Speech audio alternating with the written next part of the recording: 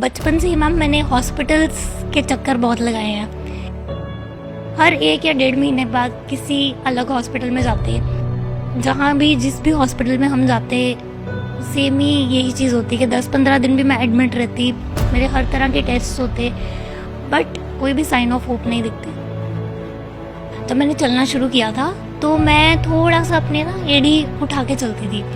तो मेरे फादर ने उसके बाद हॉस्पिटल्स में मुझे दिखाना शुरू किया। आफ्टर 2-3 ईयर्स जब मैंने ग्रोइंग एज में थी तो उसके बाद वो चीज़ दिखने लगी कि एक्चुअली मुझे चलने में प्रॉब्लम होने लगी। मेरे लेफ़्ट लेग में वीकनेस आने लगी। कोई भी डॉक्टर ये आइडेंटिफाई या डायग्नोज नहीं कर पाता था कि एक्चुअली प्रॉब्लम क्या है, क्योंकि मेरी सभी डायग्नोज रिपोर्ट्स पे क्वेश्चन मार्क आता है। जितना मैं चल सकती थी तब तक मैंने बहुत डांस किया है, मुझे डांसिंग का बहुत शौक था, बट जैसे थोड़ी सी प्रॉब्लम बढ़नी शुरू हुई उसके बाद मैम डांसिंग से भी बहुत ऐसे मोमेंट्स थे। बट मैं बचपन से मैम इतनी कॉन्फिडेंट थी, पता नहीं ये चीज़ मुझे गॉड गिफ्ट है या कि मैंने कभी भी अपने आप को लो नहीं फील किया। 10th के एग्ज़ाम्स में मुझे ये फील होने लग गया कि मुझे मेरे एग्ज़ाम्स काफ़ी लेंथी हैं, तो मुझे अपनी स्पीड या तो बढ़ानी होगी या मुझे कुछ ऐसा करना पड़ेगा, क्योंकि मुझे थोड़ा थोड़ा फील होने लग गया था कि मुझसे एग्ज़ाम्स पूरे नहीं होंगे टाइम पे। और मेरे 15 डेज़ के बाद 10th के फाइनल एग्ज़ाम्स थे, तो मैंने 15 डेज़ के अंदर बिल्कुल अपने आप को लेफ़्ट हैंड पे शिफ्ट कर लिया। 10th के बाद मैंने डिसाइड किया कि मैं डॉक्टर बनूंगी। मैंने पापा को बोला कि पापा I want to be doctor. लेकिन जब मेरा एग्ज़ाम हुआ और वो क्लियर करने के बाद भी मुझे रिजेक्शन मिल गई, तो लेकिन जब मेरी काउंसलिंग हुई तो उसमें मुझे रिजेक्ट कर दिया मेरी प्रॉब्लम देख के। मैं डिप्रेस्ड रहने लग गई कि मैंने इतनी मेहनत की है। वहाँ मेरा कॉन्फिडेंस बिल्कुल टूट गया। मुझे समझ नहीं आ रहा था कि लाइफ क्यों इतना गलत कर रही है मेरे साथ। एक दिन मैंने अपने फादर को बोला कि MBBS के अलावा हम किस फील्ड में डॉक्टर बन सकते हैं। तो मेरे पापा ने कहा कि बहुत ऑप्शंस हैं, फिजियोथेरेपी है, आयुर्वेद है, होम्योपैथी है। तो मैंने डिसाइड किया कि मैं होम्योपैथी करूँगी। आज के ज़माने में जहाँ लोग ये सोचते हैं कि बस लड़की को पढ़ाओ और उसकी शादी कर दो, लेकिन उन्होंने मेरे ड्रीम को टूटने नहीं दिया। सबसे बड़ी बात ये है, अगर मुझे डॉक्टर बनना था तो उन्होंने मुझे उस चीज़ में सपोर्ट किया। उन्होंने मुझे रोका नहीं कि नहीं तू नहीं बन सकती या क्या करेगी बन के।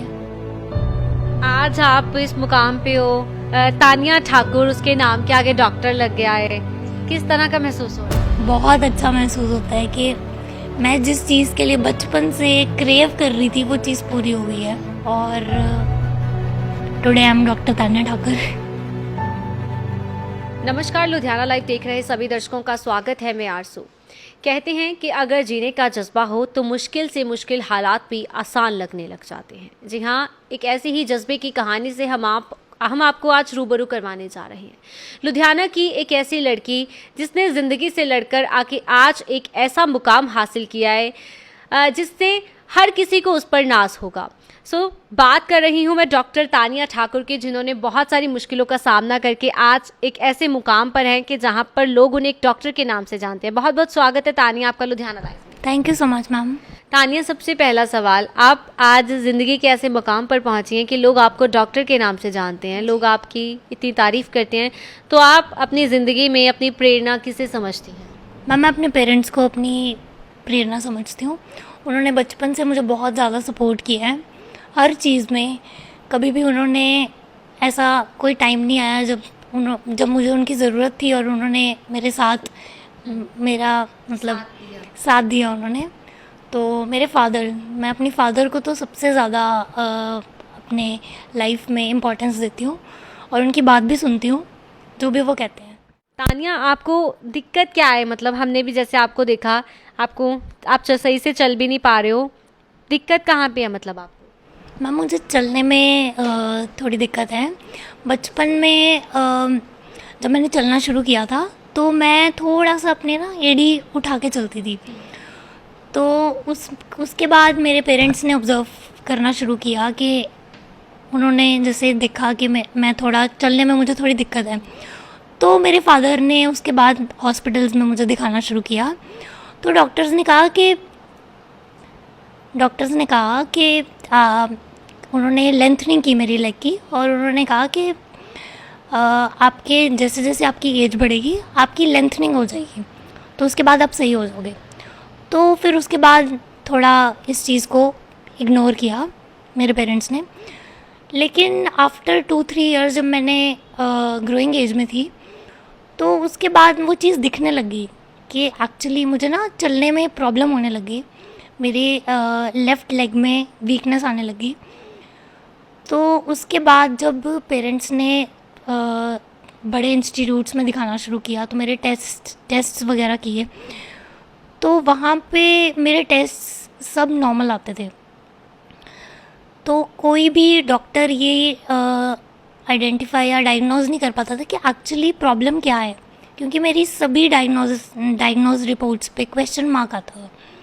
कोई भी डॉक्टर डायग्नोज ही नहीं कर पाता था कि क्या को यानी कि पता ही नहीं चला आपको एक्चुअल में प्रॉब्लम क्या है, कि प्रॉब्लम क्या है। पोलियो वगैरह की कोई प्रॉब्लम? नहीं जी, पोलियो की नहीं प्रॉब्लम थी। तो इसीलिए उन्होंने न्यूरोलॉजिस्ट को दिखाना शुरू किया।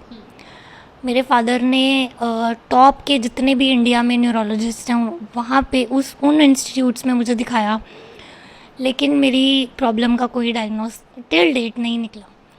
अभी तक भी नहीं? जैसे अब आप खुद एक डॉक्टर बन गए हो, उसके बाद भी आपको नहीं पता चला?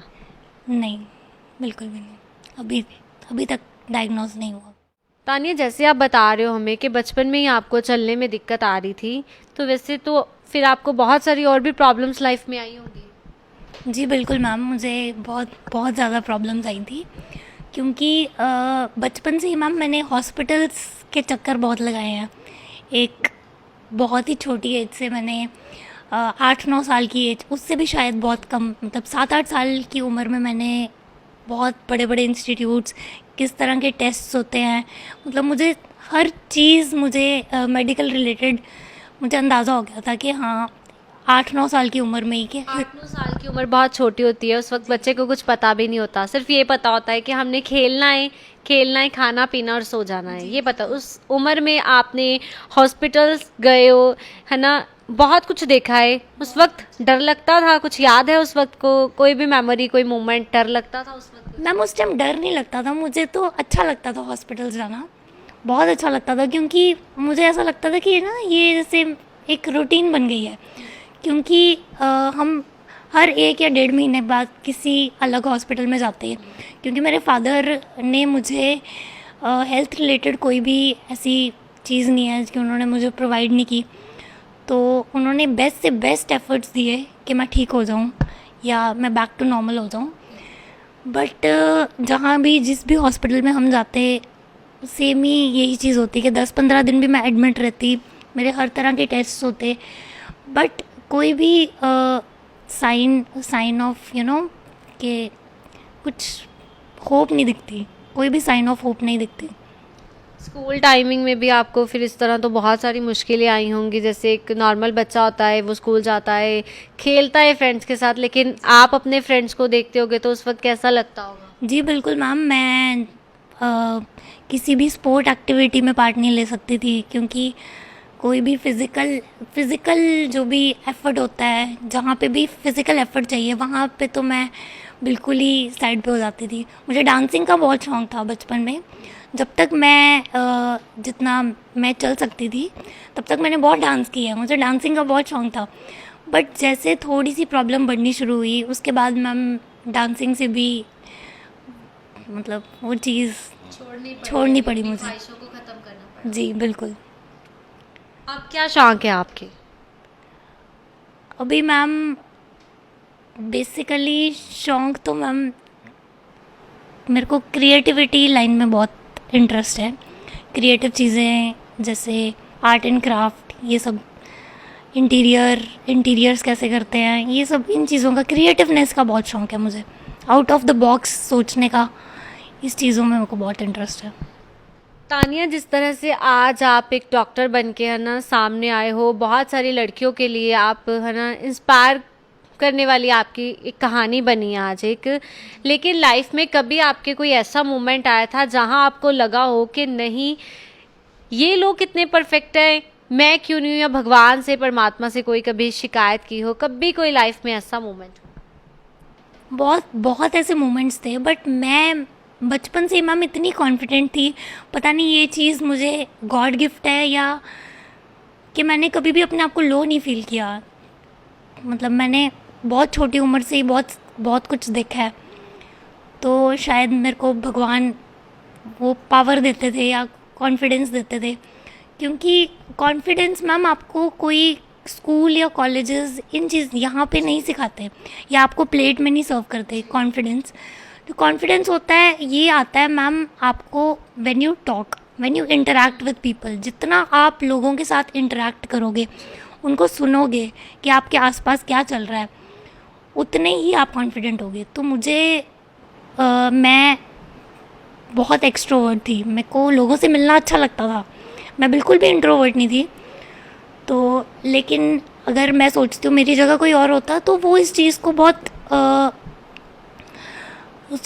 ही ज़्यादा दिल पे लगा के। बिल्कुल तानिया, जैसे आज के टाइम पे ही ले लो, अगर हम देखते हैं कि अगर किसी को कोई भी लाइफ में थोड़ी सी भी प्रॉब्लम आती है तो वो भगवान से शिकायत करना शुरू हो जाते हैं, या फिर मोस्टली हमने देखा है जो यंग जनरेशन है वो सुसाइड की तरफ जाती है। अगर किसी भी चीज़ को है ना वो बर्दाश्त नहीं कर सकती, उसके बस में नहीं है, तो सुसाइड की तरफ जाते हैं। लेकिन आपके चेहरे पर एक मुस्कुराहट है, उसका क्या रीज़न है?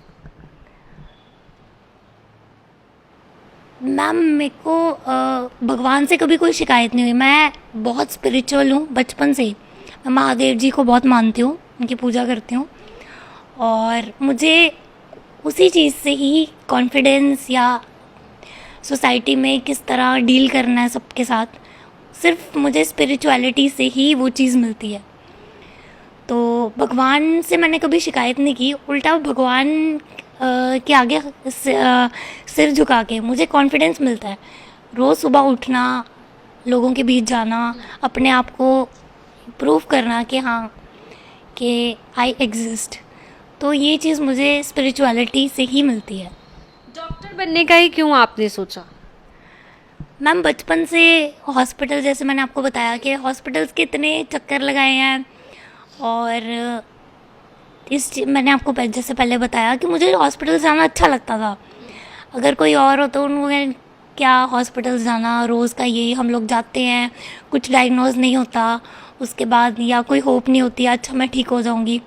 तो इसी चीज़ ने मेरे को सबसे ज़्यादा होप दी कि मैं डॉक्टर बन सकती हूँ अगर मैं चाहती हूँ। तो 10th के बाद मैंने डिसाइड किया कि मैं डॉक्टर बनूँगी। मैंने पापा को बोला कि पापा I want to be doctor, और मैंने मेडिकल फील्ड चूज़ की, और मैंने उसके लिए बहुत मेहनत की, बहुत ज़्यादा मैं डेडिकेटेड थी उसके लिए। और लेकिन मैंने जब एग्ज़ाम दिया तो उसमें मेरी रिजेक्शन हो गई।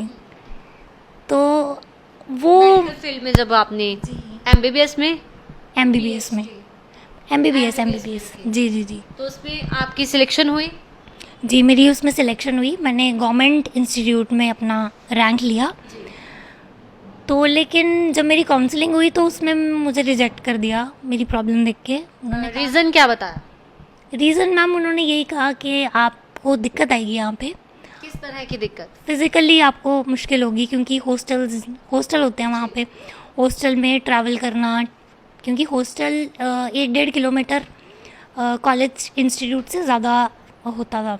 तो वहाँ पे आपको या तो ड्राइव करके या एक्टिवा जैसे भी, तो मैं ड्राइव नहीं कर पाती थी, मैं डिपेंड होके मुझे चलना पड़ता था। तो मुझे वहाँ पे इस चीज़ पे रिजेक्ट किया कि आप यहाँ पे सरवाइव नहीं कर पाओगे। तो मुझे इस बेस पे रिजेक्शन मिली, और फिर उसके बाद थोड़ा डिप्रेसिंग फेज़ आ गया। मैं डिप्रेस्ड रहने लग गई कि मैंने इतनी मेहनत की है, 2 साल मैंने इतना एफ़र्ट दिया है कि मैंने डॉक्टर बनना है, और मैं एक बहुत पॉजिटिव माइंड से वो चीज़ सोच के बैठी थी कि नहीं, I want to be a doctor. लेकिन जब मेरा एग्ज़ाम हुआ और वो क्लियर करने के बाद भी मुझे रिजेक्शन मिल गई, तो उसके बाद मुझे जैसे आपने कहा कि कहाँ आपको ऐसा लगा कि आपके अंदर कॉन्फिडेंस, वहाँ मेरा कॉन्फिडेंस बिल्कुल टूट गया। मुझे समझ नहीं आ रहा था कि लाइफ क्यों इतना गलत कर रही है मेरे साथ। उस टाइम मुझे सिर्फ थोड़े से फेज़ के लिए मुझे ऐसा लगा कि भगवान क्यों ऐसा मेरे साथ कर रहा है। उस पॉइंट पे सिर्फ मुझे ऐसा लगा था कि मैं इतनी स्पिरिचुअल हूँ या मैं इतनी पूजा करती हूँ कि मुझे भगवान से इतना ज़्यादा उम्मीद पड़ती है। जी, वो नहीं मिली। तो और क्या मन में आया उस वक्त ख्याल आपके? मैम उस टाइम मुझे थोड़ा डिप्रेसिंग स्टेट थी मेरी, तो मुझे किसी से बात करने का मन नहीं करता था। लेकिन मैंने इसके बारे में कभी किसी को नहीं बताया, ना अपने किसी फ्रेंड सर्कल में मैंने किसी से शेयर किया, ना अपने पेरेंट्स से किया। जबकि मेरे पेरेंट्स मुझसे भी ज़्यादा इस चीज़ के लिए बहुत वरी करते थे कि हमारी बेटी ने इतनी ज़्यादा मेहनत की और उसको रिजेक्शन मिल गई, किस बेसिस पे? सिर्फ इसलिए कि मुझे प्रॉब्लम है। तो वो टाइम थोड़ा ब्रेकिंग पॉइंट था मेरे लिए। तो उसके बाद मैम एक दिन मैंने अपने फादर को बोला कि पापा एमबीबीएस के अलावा हम किस फील्ड में डॉक्टर बन सकते हैं। तो मेरे पापा ने कहा कि बहुत ऑप्शंस हैं, फिजियोथेरेपी है, आयुर्वेद है, होम्योपैथी है। तो मैंने डिसाइड किया कि मैं होम्योपैथी करूँगी।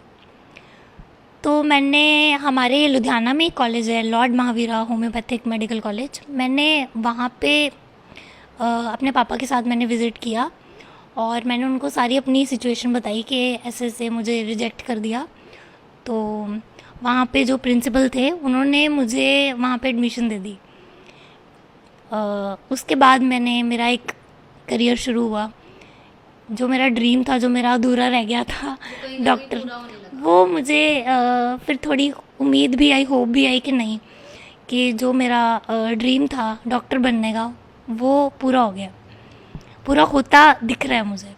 तानिया, जैसे आपने शुरू में बताया कि आपकी एक लेग में और एक आर्म में प्रॉब्लम है, वीकनेस की वजह से आप ज़्यादा लिख भी नहीं पाते हो। लेकिन जैसे एग्ज़ाम्स की बात करें, हम एग्ज़ाम्स में तो हमें बहुत ज़्यादा लिखना होता है और आपकी राइट हैंड में इशू है, तो मतलब आप मैनेज कैसे करते थे? मैम इसके पीछे भी एक स्टोरी है। मैंने 10th के एग्ज़ाम्स में मुझे ना ये फील होने लग गया कि मेरे एग्ज़ाम्स काफ़ी लेंथी हैं, तो मुझे अपनी स्पीड या तो बढ़ानी होगी या मुझे कुछ ऐसा करना पड़ेगा, क्योंकि मुझे थोड़ा थोड़ा फील होने लग गया था कि मुझसे एग्ज़ाम्स पूरे नहीं होंगे टाइम पे अगर मैंने अपनी स्पीड बकअप नहीं किया। तो क्योंकि स्पीड तो मैं बकअप कर ही नहीं सकती थी, क्योंकि मेरे को ऑलरेडी वीकनेस थी मेरे हैंड में। तो मैंने डिसाइड किया कि मैं अपने आप को लेफ़्ट हैंड पे शिफ्ट करूँगी। और मेरे 15 डेज़ के बाद 10th के फाइनल एग्ज़ाम्स थे, तो मैंने 15 डेज़ के अंदर बिल्कुल अपने आप को लेफ़्ट हैंड पे शिफ्ट कर लिया। तो बहुत सारी प्रॉब्लम भी आई होंगी आपको, एकदम से आप राइट हैंड से लिख रहे हो, एकदम से लेफ़्ट पे शिफ्ट कर रहे हो। जी मैम, पहले तो इनिशियली मेरी राइटिंग बहुत गंदी थी, क्योंकि लेफ़्ट हैंड से आप एक हैंड से दूसरे हैंड पे शिफ्ट कर रहे हो, आपकी तो राइटिंग समझ ही नहीं आएगी किसी को। स्पीड का भी बहुत इशू होता है, स्टार्टिंग में स्पीड बहुत स्लो होती है, क्योंकि अगर हम ट्राई भी करते हैं कि उल्टे हाथ से लिखना शुरू करें तो लिखा ही नहीं जाता। नहीं, बिल्कुल नहीं लिखा जाता। तो यही था कि मैंने बहुत प्रैक्टिस की। मैंने अपने एग्ज़ाम से ज़्यादा मैं रात को 12 बजे पढ़ाई करने के बाद सिर्फ प्रैक्टिस करती थी कि मैं लेफ़्ट हैंड से कैसे अपनी स्पीड बकअप करूं। तो मैंने 15 डेज़ में अपनी वो आपने खुद ही सीखा या फिर कहीं से आपने ट्रेनिंग वगैरह ली? बिल्कुल भी नहीं, मैंने खुद ही वो किया, क्योंकि मेरे अंदर विल पावर बहुत थी उस टाइम पे, क्योंकि मुझे डॉक्टर बनना था। एक जुनून था कि मुझे बनना है, जैसे भी मुझे बनना है। तो उसमें ये नहीं कि मैंने किसी इंस्टीट्यूट को ज्वाइन किया कि मैंने लेफ़्ट हैंड से लिखना सीखना है, ऐसा कुछ नहीं था, मैंने अपने आप ही किया। तो जब आपके फिर 10th के एग्ज़ाम आए, जब आपने लेफ़्ट हैंड से लिखना शुरू किया, तो जब आपका पहला एग्ज़ाम था तो आपका कैसा एक्सपीरियंस रहा? मैम पहले एग्ज़ाम में तो ठीक था मेरा, क्योंकि मेरे को भी याद नहीं, मेरा शायद हिंदी का एग्ज़ाम था, तो थोड़ा सा ये था कि हिंदी में तो वैसे ही थोड़ा सा लेंथी होता है, बट जैसे जैसे एग्ज़ाम्स नेक्स्ट एग्ज़ाम्स हो रहे थे उसके बाद सही हो गया। फर्स्ट अटेम्प्ट में मुझे थोड़ा फील हुआ था, लेकिन उसके बाद सही हो गया। तानी, एक और सवाल मेरे मन में है। जैसे कि आपने बताया कि डॉक्टर बनना आपकी ख्वाहिश थी, क्योंकि आप बचपन से ही आप हॉस्पिटल्स में जाते थे, आपको अच्छा लगता था कि मैंने डॉक्टर ही बनना है अब। लेकिन कहीं ना कहीं आपको ऐसा तो नहीं लगा कि आप फिज़िकली फिट नहीं है, फिज़िकली आप स्ट्रांग नहीं है, तो कहीं ना कहीं जो आपकी रिपोर्ट्स हैं आज तक आपको ये नहीं पता लग पाया कि आखिर तानिया को प्रॉब्लम क्या है? तो कहीं ना कहीं ये चीज़ तो मेन रीज़न नहीं था कि अब तानिया खुद डॉक्टर बनेगी और खुद है जो पता लगाएगी कि आखिरकार तानिया को प्रॉब्लम क्या है? जी मैम, प्रॉब्लम तो डायग्नोज हुई नहीं, इस चीज़ का तो था ही मेरे अंदर, बचपन से ये चीज़ थी, बट कहीं ना कहीं ऐसा लग रहा था कि शायद अगर मैंने सोचा डॉक्टर बनना तो मैं बनूंगी, क्योंकि अगर आप सोचोगे ही नहीं वो चीज़ तो वो चीज़ पूरी होगी नहीं। तो एक कॉन्फिडेंस ही था, जैसे आपने पहले कहा कि कॉन्फिडेंस से ही मैं आज जो भी हूँ मैं यहाँ तक पहुँची हूँ। अगर मेरे अंदर कॉन्फिडेंस नहीं होता, या मैं अपने जैसे लोग अपने आप को रूम में लॉक कर लेते हैं कि नहीं हमने सोसाइटी को फेस नहीं करना, लोग मजाक उड़ाएंगे, अगर आप सबसे पहले तो ये चीज़ आपकी इनर वॉइस आपको ये कहती है कि व्हाट इफ़ अगर मैं फ़ेल हो गई, अगर मैं अपने ड्रीम पे वर्क कर रही हूँ और उसमें मैं फेल, सबसे पहले तो डर ही होता है कि फेलियर, सबसे पहला डर हर इंसान को यही होता है कि मैं जिस गोल के लिए मैं प्रिपरेशन कर रही हूँ उसमें मैं फेल ना हो जाऊँ। क्योंकि मुझे ऐसा फील होता था कि मुझे नॉर्मल इंसान से भी ज़्यादा 10 टाइम्स मेहनत करनी पड़ेगी तो जाके मैं एक लेवल पे पहुँच पाऊँगी।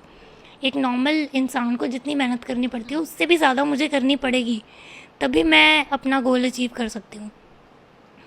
तो मैम यही मेरा ये था। कभी लाइफ में आपके ऐसा मोड़ आया कि जैसे देखते हैं हम अक्सर कि हमारे जो एक रिश्तेदार होते हैं, रिलेटिव्स होते हैं, कभी ना कभी हमें आकर टॉन्ट करते हैं कि ये क्या कर रही है, तो लड़की है, फिजिकली फिट नहीं है, क्यों मतलब धक्के खा रही है, क्यों इन चीज़ों में पड़ी है, इन कामों में पड़ी है। कभी तानिया आपकी लाइफ में ऐसा कोई मोमेंट आया कि आपको कभी किसी की तरफ से टॉन्ट किए गए हों इस तरह के कि छोड़ दो ये सब चीज़ें, क्यों मतलब भाग रहे हो आप गोल्स के पीछे? मैम अगर आप टॉन्ट की बात करो तो जो फ्रेंड सर्कल है, क्योंकि हम लोग मोस्टली स्कूल और कॉलेज टाइम में अपना टाइम फ्रेंड्स के साथ ज़्यादा बिताते हैं, क्योंकि पहले स्कूल होता है उसके बाद ट्यूशन्स होती है, तो आधे से ज़्यादा दिन हम अपने फ्रेंड्स के अंदर रहते हैं। तो मेन ये होता है कि आपके फ्रेंड्स आपको लेके क्या थॉट रखते हैं। तो मेरा फ्रेंड सर्कल टचवुड बहुत अच्छा था, उन्होंने मेरे को बहुत सपोर्ट किया, उन्होंने मुझे कभी ये नहीं फील होने दिया कि मैं डिफरेंट हूँ, या ऐसा कभी नहीं हुआ कि किसी ने मेरी हेल्प नहीं की है जब जब मुझे किसी चीज़ की नीड है, या मेरे फ्रेंड्स ने मेरे को सपोर्ट नहीं किया है या मेरी हेल्प नहीं की है।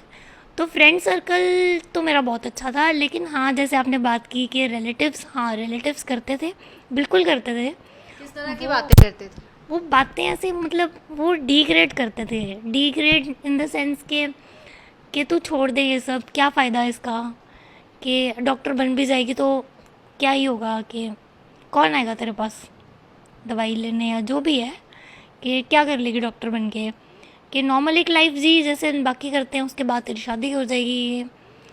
तो इस तरह की चीज़ें, या आपको भटकाते, जैसे आपको भटकाते हैं कि नहीं, अगर आप अपने गोल के लिए बहुत ज़्यादा, अगर उसके लिए आप प्रिपरेशन कर रहे जब हो। ये बातें सुनते थे तब मन में क्या आता था?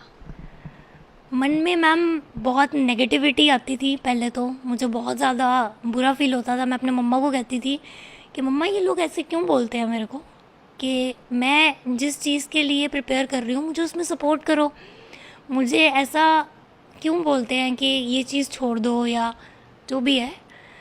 तो मेरे मदर ने भी मेरे को बहुत सपोर्ट किया इस चीज़ में, उन्होंने कहा है कोई बात नहीं, जिसको जो कहना है कहने दो, तुम जिस भी चीज़ को अचीव करने में टाइम अपना कर रहे हो इन्वेस्ट, उसको करो। और मेरे फादर तो थे ही मेरी इंस्पिरेशन शुरू से ही, तो मेरे फादर ने बहुत सपोर्ट किया मुझे और बहुत। कौन कौन है आपकी फैमिली में?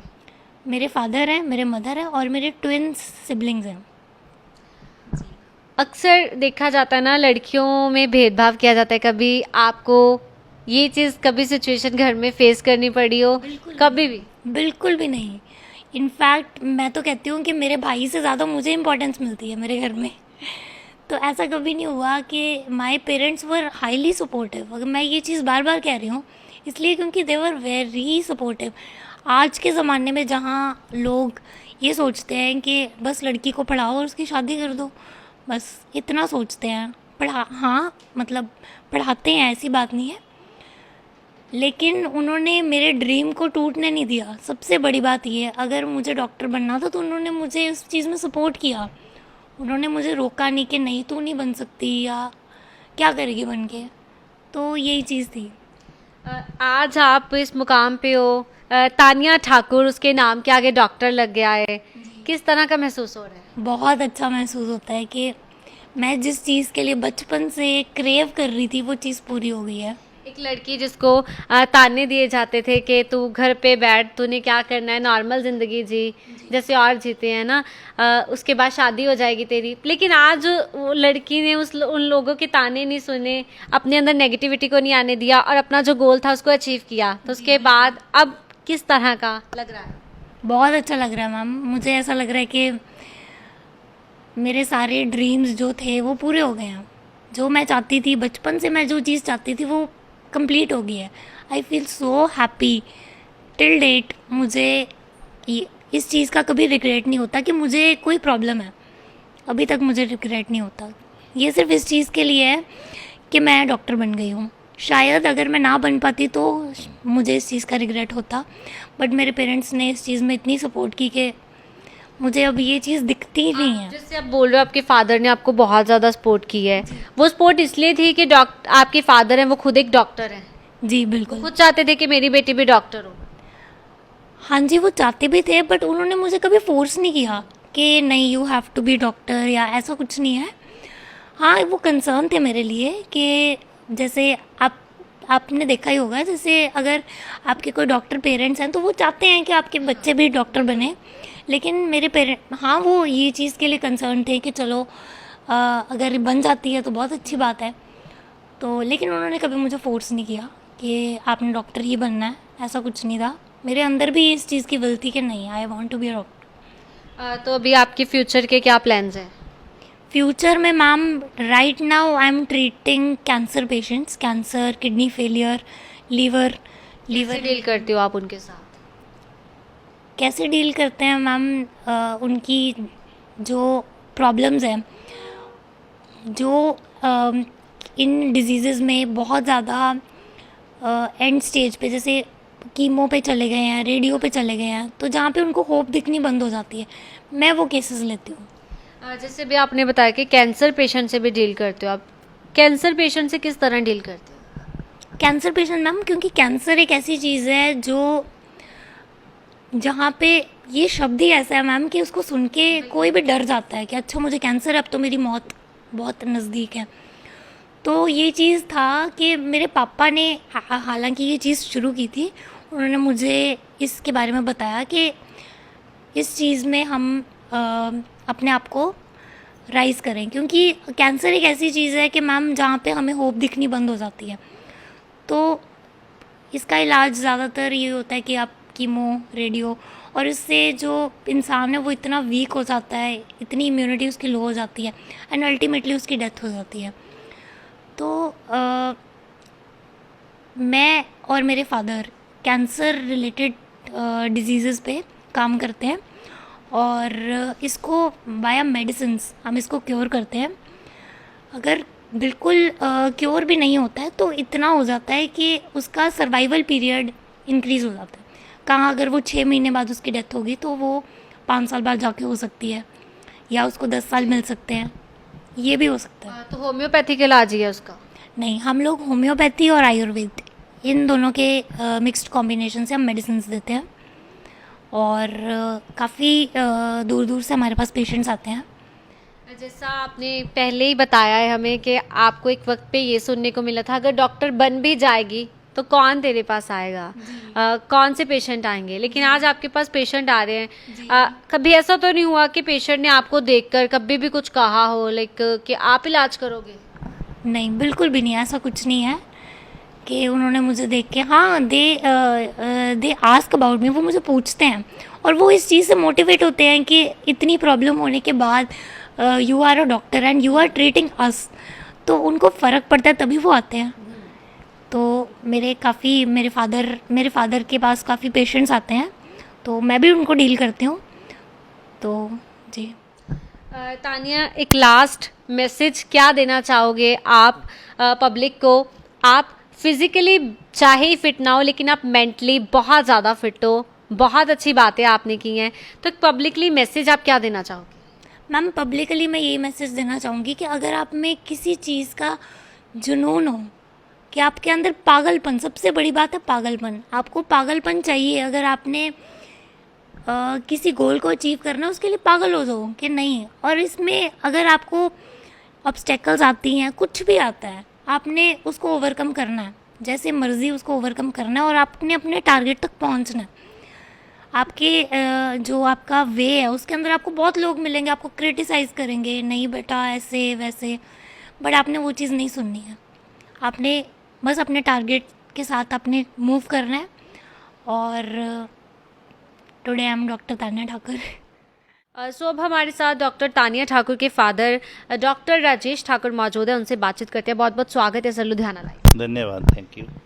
सर, मैं जानना चाहूँगी आज आपको किस तरह का महसूस हो रहा है एक ऐसी बेटी को जन्म देके जो आज आपके कंधे के साथ कंधा मिलाकर खड़ी है? मेरे को बहुत अच्छा महसूस हो रहा है, क्योंकि इसको चलो थोड़ी फिज़िकली दिक्कत आ गई थी, और फिर भी इसने अपना जो हौसला नहीं हारा और आज एक डॉक्टर बनी है, और इसको ये काम करने का जुनून है।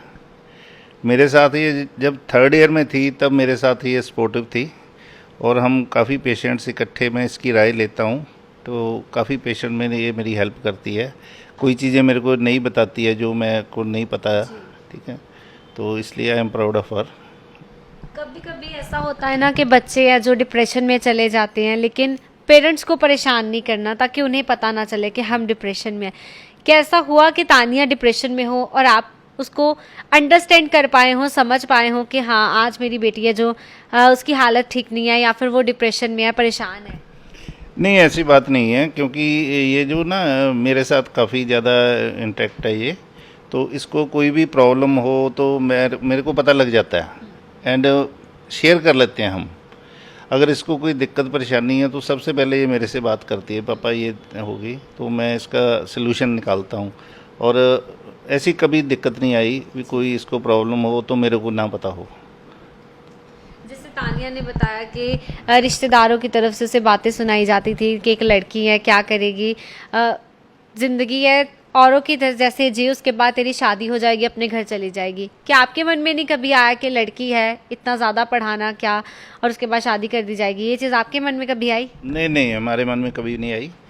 हमारे मन में तो ये है अभी जो ये करना चाहिए। अब ये जो अपना मेडिकल के अलावा इसमें क्रिएटिविटी की काफ़ी है, इसको और ज़्यादा मतलब चीज़ें करती रहती है अपने आप ही। तो इसको मैंने एक बात बता दी थी भी बेटे अपनी ज़िंदगी का असूल बना दो, कुछ तो लोग कहेंगे, लोगों का काम है कहना, ठीक ना। इसलिए जो आप तुम्हारे मन में है उसको करो, किसी की परवाह मत करो।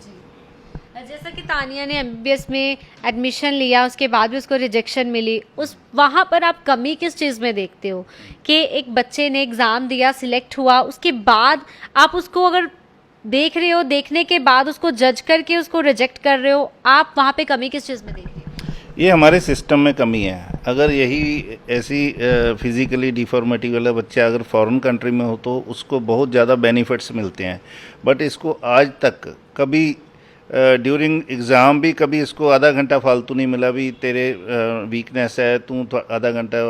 और एक्चुअली क्या है, हमारे जो सिस्टम है ना वो काफ़ी ज़्यादा पुअर है।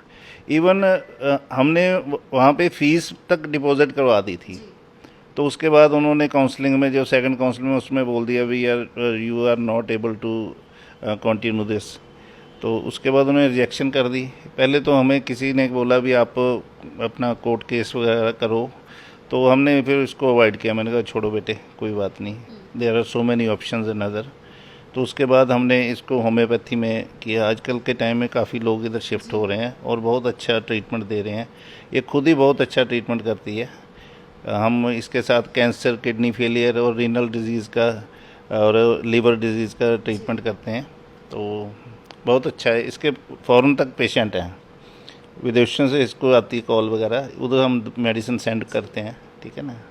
बचपन में वो समय जब आपको पता चला कि तानिया सही से चल नहीं सकती या फिर उसका जो राइट हैंड है वो सही से वर्क नहीं कर रहा है, तो वो वक्त कैसा था आपके लिए? क्योंकि पेरेंट्स के लिए ये वक्त एक बहुत बड़ा होता है जब उसे पता चले कि उसका बच्चा है जो वो फिजिकली ठीक नहीं है। उस टाइम हमें खुद भी नहीं पता था भी प्रॉब्लम क्या आ रही है, क्योंकि ज्यों हम डॉक्टर्स के पास जाते, पीजीआई में, एम्स में, सर गंगाराम हॉस्पिटल, बड़े बड़े हॉस्पिटल में हमने दिखाया। उसके बाद ज्यों हम एक को क्लियर करते थे, नेक्स्ट और आ जाता था। इसकी प्रॉब्लम को अभी तक नोबडी को डायग्नोज भी इसको है क्या दिक्कत है। इसके राइट हैंड में और लेफ़्ट लेग में दिक्कत है।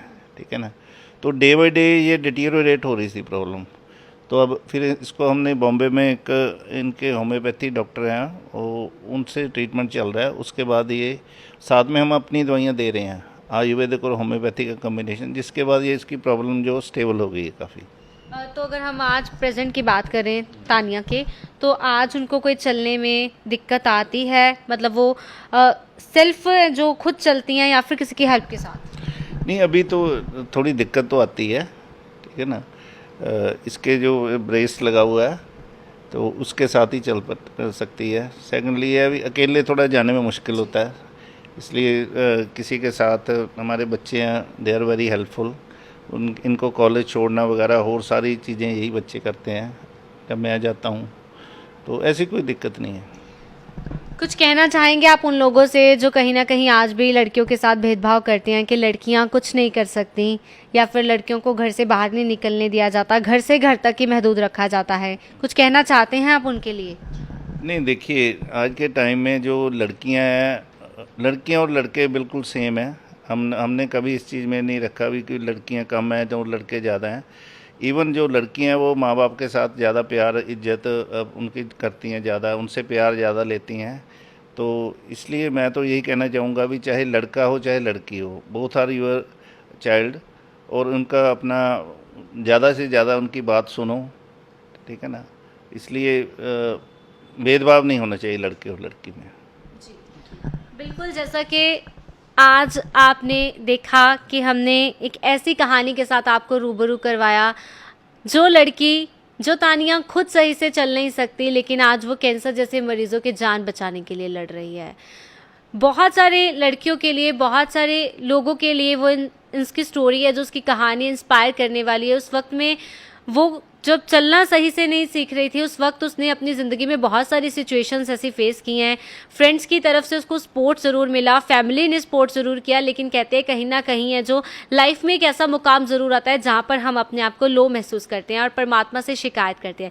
लेकिन तानिया ने परमात्मा से भी कभी शिकायत नहीं की, कभी भी अपने फेस से मुस्कुराहट को जाने नहीं दिया।